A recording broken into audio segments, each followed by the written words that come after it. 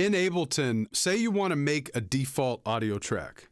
So I'm going to just make a new audio track, Command T. I'm going to delete what I have here. Say I want a utility.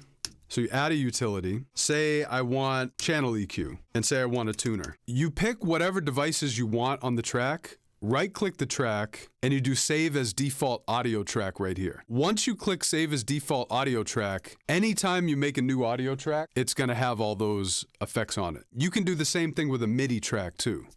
So right-click it, Save as Default Audio Track or MIDI track. That's how you do it. How many of you guys do that? For example, on my default MIDI track, I have a utility, EQ8, and a tuner.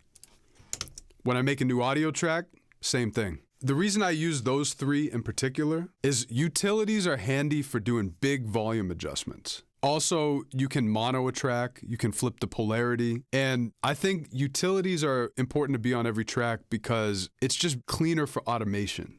I find that automating a utility is much easier than automating the actual channel. I put an EQ on every track, pretty self-explanatory. I'm always EQing stuff. FL Studio on the mixer, there's that default EQ, which I find that when I use FL, it comes in handy all the time.